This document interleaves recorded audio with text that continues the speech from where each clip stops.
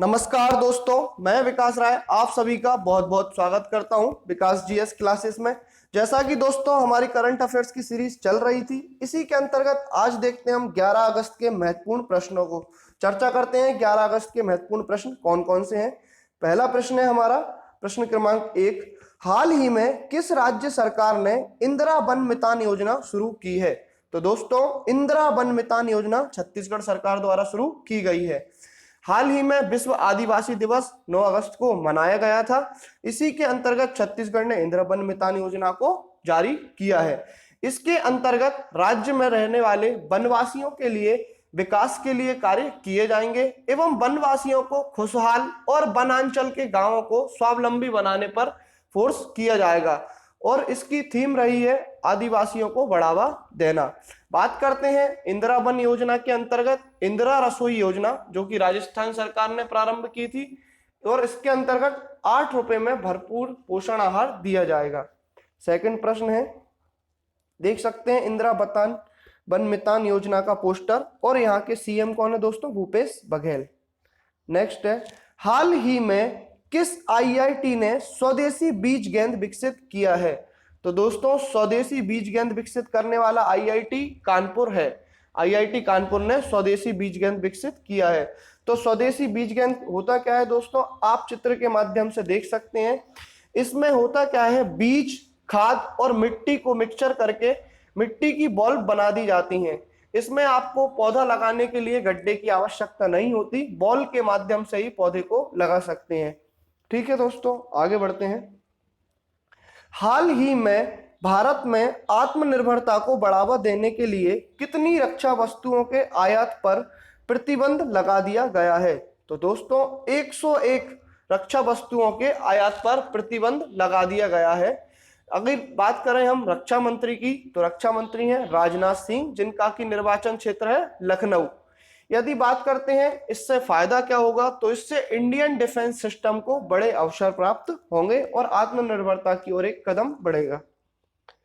Next प्रश्न है, आप देख सकते हैं, हाल ही में किस देश ने पर्यावरण में आपातकाल की स्थिति घोषित की है? तो दोस्तों पर्यावरणीय आपातकाल की स्थिति घोषणा किसने की है? मॉरिशस ने। ये ऐसा क्यों हुआ देखते हैं। मॉरिशस ने स्टेट ऑफ एनवायरमेंटल इमरजेंसी की घोषणा कर दी है। हुआ क्या, जापान का एक जहाज था एमवी वाकाशियो, मॉरिशस में एक चट्टान से जाकर टकरा गया, जिससे वहां पर समुद्र में ईंधन काफी मात्रा में लीक हो गया, जिससे 2 हफ्तों तक कंटिन्यू ईंधन लीक हो रहा है और इससे जलीय जीवों की मृत्यु हो रही है। इसी को देखते हुए मॉरिशस ने स्टेट ऑफ एनवायरमेंटल इमरजेंसी लागू कर दी है। बात करते हैं हम मॉरिशस की, तो इसकी कैपिटल है पोर्ट लुइस और यहाँ के प्रधानमंत्री हैं प्रवीण जुगनौथ। ठीक है दोस्तों, नेक्स्ट प्रश्न है, हाल ही में किस राज्य ने देश का पहला इलेक्ट्रिक वाहन पार्क स्थापित किया? तो किस राज्य में इलेक्ट्रिक वाहन पार्क स्थापित किया है? तमिलनाडु राज्य में। किस राज्य में है ये? तमिल राज्य में। ये तमिल राज्य में है। तो दोस्तों बात करते हैं, तमिलनाडु विशेष रूप से इलेक्ट्रिक वाहन विनिर्माण इकोसिस्टम के लिए पार्क स्थापित करेगा। इसके तहत देश का यह पहला पार्क होगा। इलेक्ट्रिक वाहन के क्षेत्र में यह 1.5 लाख युवाओं को रोजगार के अवसर प्रदान करेगा और साथ ही साथ यदि हम इलेक्ट्रिक व्हीकल्स की बात करें तो इसके लिए दिल्ली गवर्नमेंट ने भी कुछ नई पॉलिसीज लागू की हैं, जिनके अंतर्गत उन्हें छूट दी जाएगी। आगे बात करते हैं, किस भारतीय संगठन को फूड विजन 2050 पुरस्कार के लिए चुना गया है? तो दोस्तों फूड विजन के लिए पूरे दुनिया के एनजीओज में से सिलेक्ट हुआ है भारत के हैदराबाद में स्थित नंदी फाउंडेशन। नंदी फाउंडेशन को $2 लाख की राशि पुरस्कार रूप में दी जाएगी। ठीक है दोस्तों, नंदी फाउंडेशन हैदराबाद। हाल ही में पर्यावरणीय मंत्री ने किस नाम से पर राष्ट्रीय पोर्टल लॉन्च किया है? तो दोस्तों हाथी संघर्ष पर राष्ट्रीय पोर्टल लॉन्च किया है पर्यावरण मंत्रालय ने सुरक्षा नाम से। किस नाम से? सुरक्षा नाम से। इसको क्यों किया गया है दोस्तों? देश में हर साल मानव और हाथी के बीच लड़ाई के कारण कम से कम 500 मानव और 100 हाथियों की मृत्यु होती थी। इसी को उपाय को रोकने के लिए पर्यावरण मंत्रालय ने सुरक्षा नामक पोर्टल लॉन्च किया है। इसके अंतर्गत कई सारे डॉक्यूमेंट्स भी जारी किए गए हैं जिसमें सुरक्षा से संबंधित प्रावधान एवं नियमों को दिया गया है। आगे बढ़ते हैं। हाल ही में विश्व जैव ईंधन दिवस कब मनाया गया? तो दोस्तों विश्व जैव ईंधन दिवस 10 अगस्त को मनाया गया, वर्ल्ड बायोफ्यूल डे। तो पेट्रोलियम और प्राकृतिक गैस मंत्रालय प्रति वर्ष 10 अगस्त को वर्ल्ड बायोफ्यूल डे मनाता है। मंत्रालय ने इस अवसर पर जैव ईंधन को बढ़ावा देने और जैव क्षेत्र में भारत को आत्मनिर्भर बनाने के लिए एक वेबिनार का आयोजन भी किया था। इसकी थीम है दोस्तों जैव ईंधन की ओर आत्मनिर्भर भारत, जैव ईंधन की ओर आत्मनिर्भर भारत।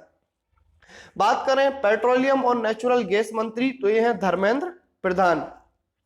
और दोस्तों प्रीवियस वीडियो में हमने इससे संबंधित एक क्वेश्चन भी देखा था कि जैव ईंधन को लागू करने वाला पहला राज्य कौन सा है? तो जैव ईंधन को लागू करने वाला पहला राज्य है राजस्थान। यहां से एक प्रश्न और बनता है, थोड़ा कंफ्यूजन है। 10 अगस्त को हम कौन सा डे मनाते हैं? World lion day. और वर्ल्ड टाइगर डे 29 अगस्त। तो लॉइन डे बनता है 10 अगस्त को और टाइगर डे 29 अगस्त। नेक्स्ट प्रश्न की बात करें, हाल ही में ट्रैफिक सिग्नल पर महिला की आकृति लगाने वाला भारत का पहला शहर कौन सा है? तो दोस्तों इसका आंसर है मुंबई। तो दादर स्थित मुंबई में समानता को बढ़ावा देने के लिए सिग्नल पर महिला का चित्र लगाया गया है। बात करते हैं मुंबई की, तो यहाँ की कैपिटल, महाराष्ट्र की कैपिटल है मुंबई और सीएम है उद्धव ठाकरे और गवर्नर है भगत सिंह। और इससे संबंधित एक प्रश्न और पढ़ा था हमने दोस्तों कि महाराष्ट्र ने गूगल के साथ अभी अभी एजुकेशन के क्षेत्र में एक टाई अप किया है जिसके अंतर्गत उन्हें गूगल से गूगल क्लासरूम प्रोवाइड किया जाएगा। नेक्स्ट प्रश्न है हमारा, प्रधानमंत्री द्वारा भारत को कचरा मुक्त करने के लिए शुरू किए गए विशेष अभियान का नाम क्या है? तो दोस्तों इसका नाम है गंदगी मुक्त भारत। तो प्रधानमंत्री मोदी जी के द्वारा भारत को कचरा मुक्त करने के लिए गंदगी मुक्त भारत अभियान 1 सप्ताह के लिए जारी किया गया है। इसमें स्वच्छता को हमारे चरित्र, हमारे व्यवहार में ढालने पर जोर दिया जाएगा और यह सप्ताह 8 अगस्त से 15 अगस्त तक मनाया जाएगा।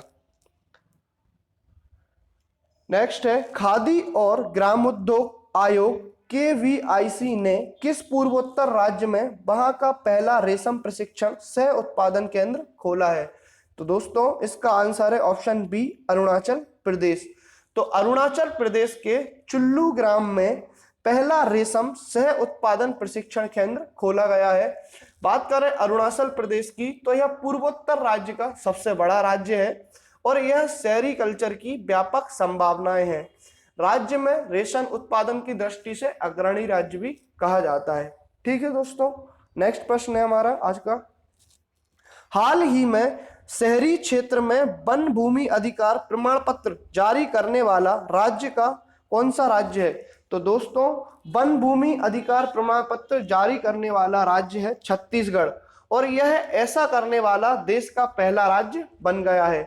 बात करते हैं इसकी, तो छत्तीसगढ़ सरकार ने शहरी इलाकों में आदिवासियों को रहने के लिए 2006 में लाए गए फॉरेस्ट राइट एक्ट के तहत घर बनाने के लिए जंगल में जमीन दे दी है।